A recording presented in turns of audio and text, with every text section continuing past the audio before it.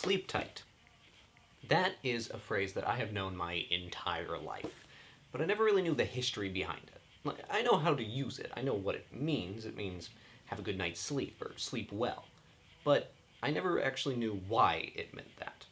Until I recently discovered the story behind it when I was in the Museum of the Grand Prairie, which is a place in Mahomet, Illinois, and hanging on their walls was a little wooden artifact that goes by a lot of different names. Some people call it a bed key, others call it a rope key, and some people call it a bed wrench. It kind of just depends on who you're talking to. But this tool was necessary for maintaining a very old style of bed frame that was known as a rope bed. It's something that people used to use all throughout the colonial ages of America.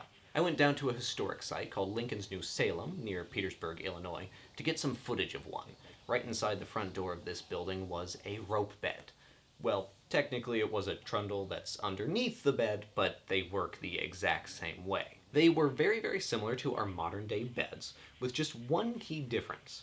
Where the wooden slats or metal slats that we lay our mattress on top of would be, they instead took a rope and strung that through the frame and laid their mattress on top of the rope.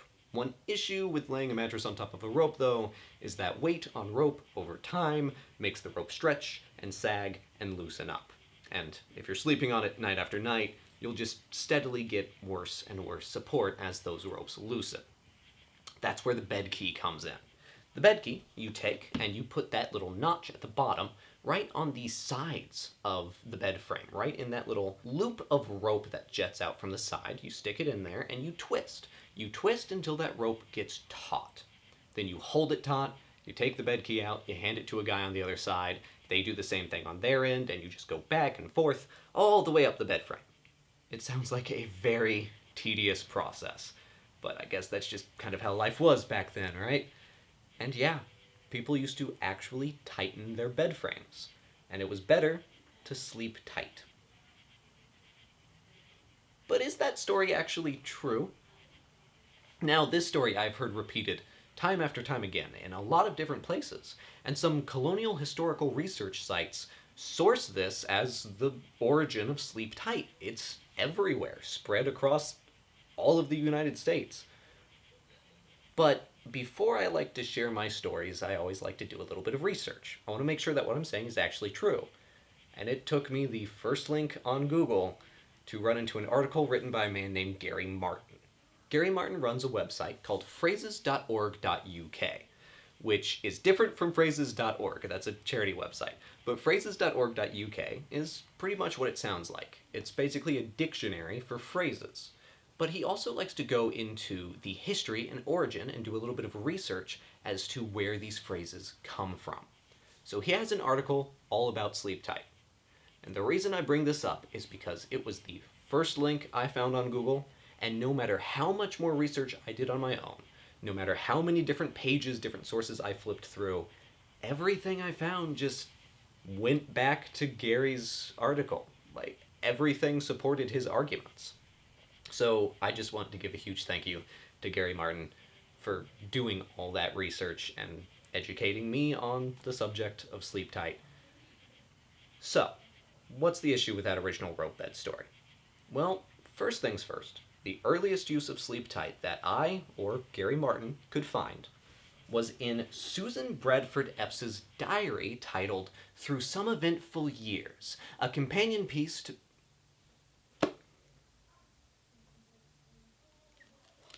It's titled Through Some Eventful Years. Susan was leaving her home for a short trip, and she left her diary at home behind. Before leaving it, she decided to write a short little passage, one that reads, "All is ready, and we leave as soon as breakfast is over. Goodbye, little diary. Sleep tight and wake bright, for I will need you when I return." This entry was written May 2nd, 1866.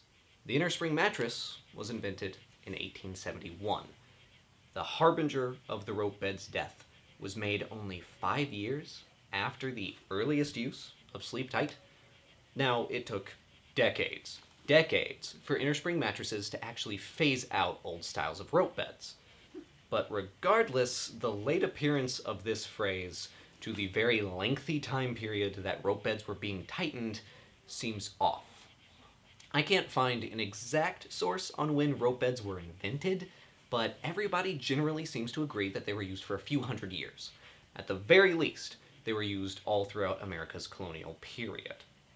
But this phrase is definitely not adding up. Susan gives us a very good reason to doubt the rope bed story, but she doesn't actually provide us with an alternative answer as to where sleep tight came from. This guy, however, might.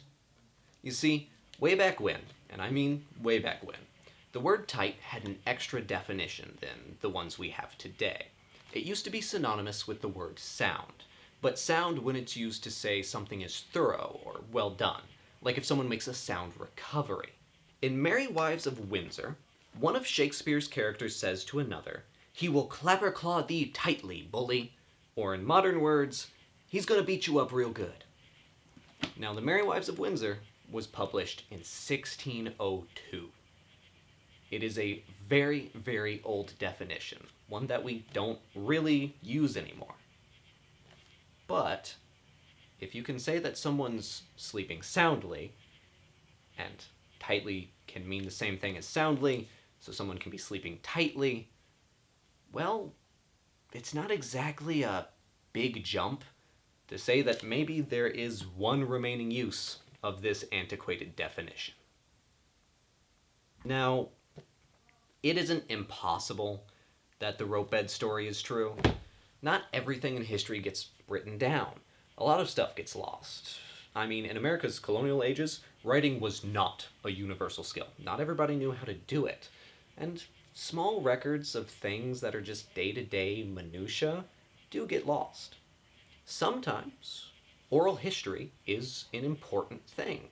Tales get passed from generation to generation. But tales get twisted. Telling stories can be a great way of preserving our history. But sometimes stories are just stories. We can't be certain as to what the truth is.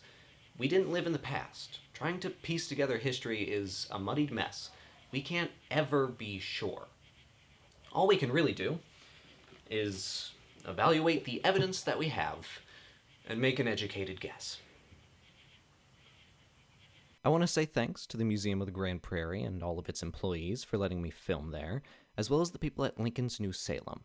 Both of those locations were extremely kind, and everyone there was really helpful, and I cannot be more grateful. I also want to give an additional thanks to Gary Martin for making my research so much easier and pointing me in the right direction to get started with all of this. His Phrase Finder website is awesome and really useful. I also want to take some time to say that I am no historian or expert. I'm as fallible as any human being. If you see something wrong with my work here, please point it out. Let me know and leave a comment for other people to see it too. Either way, thank you for watching.